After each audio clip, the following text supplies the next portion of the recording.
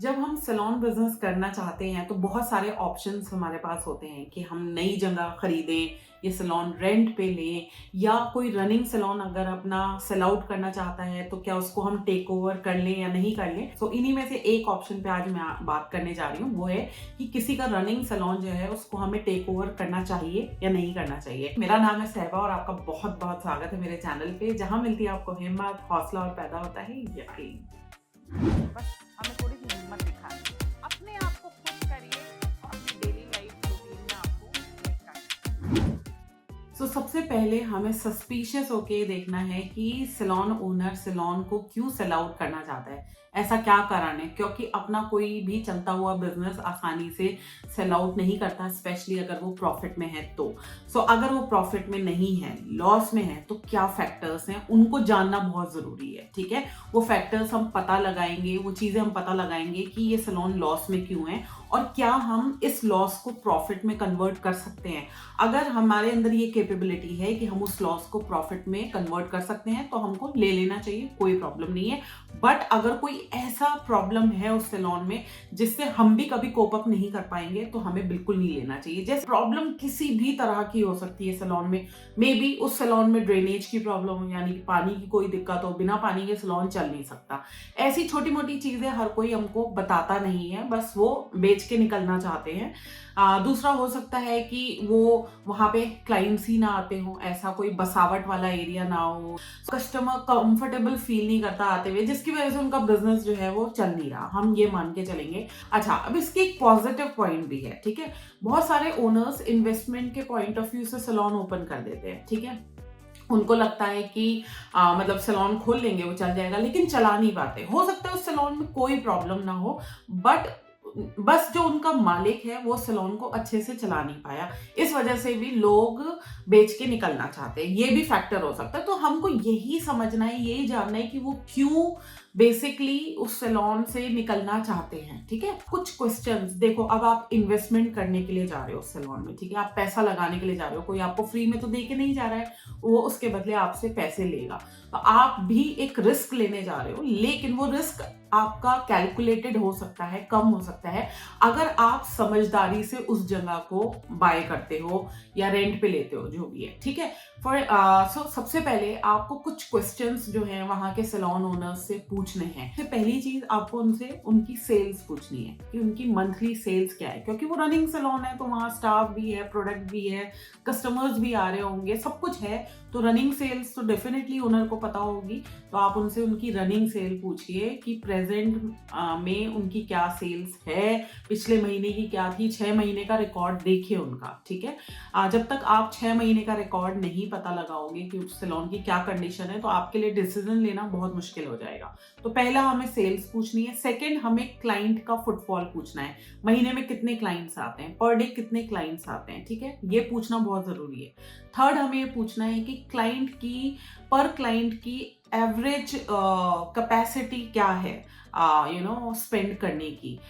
इसको जरूर जानना है कि एक क्लाइंट कितना स्पेंड करता होगा आसपास, इसका एवरेज आपको निकालना पड़ेगा।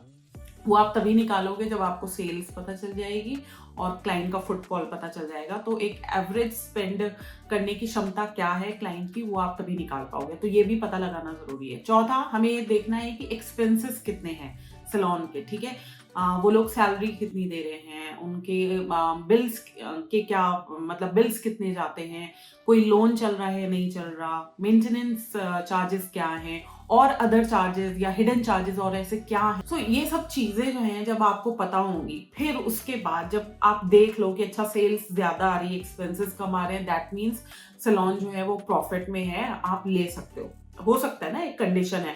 दूसरी कंडीशन होगी कि एक्सपेंसेस बहुत ज्यादा हैं, सेल्स बहुत कम है, लेकिन आपको ऐसा फील हो रहा है कि एक्सपेंसेस तो हमारे कंट्रोल में है, हम कम भी कर सकते हैं।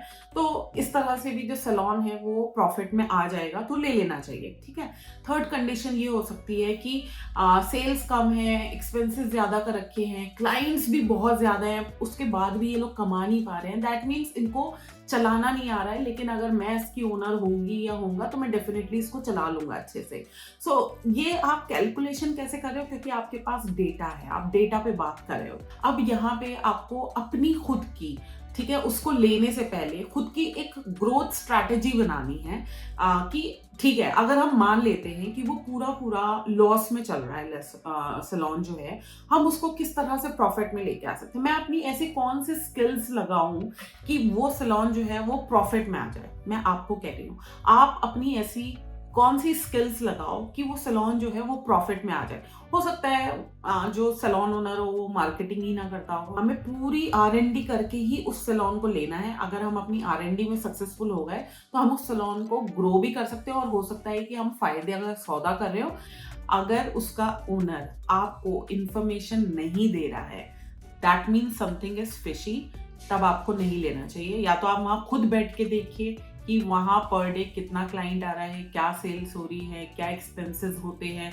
खुद आप एक हफ्ता टाइम दीजिए वहां बैठ के, तभी हैवी इन्वेस्टमेंट करिएगा, क्योंकि एक बार पैसे देने के बाद फिर आप भी कुछ नहीं कर पाएंगे। और मैं नहीं चाहती हूँ कि आप बेवकूफ़ी वाला डिसीजन लो, मैं चाहती हूँ आप स्मार्ट डिसीजन लो। देखो, वजह कोई भी हो सकती है सैलून ओनर की सैलून को सेल आउट करने की। मे बी वो मूव आउट कर रहे हो, कंट्री से कहीं बाहर जा रहे हो, तो एक जेन्युइन वजह है। तो हो सकता है आपके तो फिर बल्ले बल्ले आपको एक चला चलाया सैलून मिल गया, अब आपको उसको चलाना है। अगले दिन से ही आपकी जो है अर्निंग स्टार्ट हो जाएगी और कुछ खास नहीं करना पड़ेगा आपको।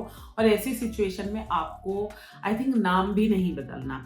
लेकिन अगर आपको सैलून थोड़ा भी लॉस में लग रहा है, ठीक है, आपको किसी भी तरह से लग रहा है कि सैलून लॉस में है, और आप चाहते हो कि कस्टमर्स आए हैं और उसके पुराने कस्टमर्स भी हमको मिल जाएं, तो आपको नाम ज़रूर बदलना चाहिए।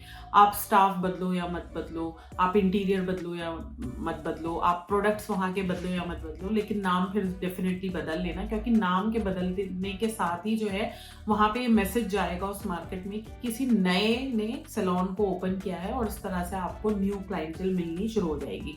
लेकिन अगर वो सैलून जो है फुल प्रॉफिट में है, क्लाइंट बहुत खुश है, सेटिस्फाइड है, तो भाई आप सेम नाम के साथ उस सैलून को चला सकते हो, कोई इश्यू नहीं है। वीडियो अच्छा लगा हो तो जल्दी से करिए लाइक, शेयर एंड सब्सक्राइब, और दबाइए नोटिफिकेशन बेल, ताकि इसी तरह के वीडियोस आपको सबसे पहले नोटिफाई हो।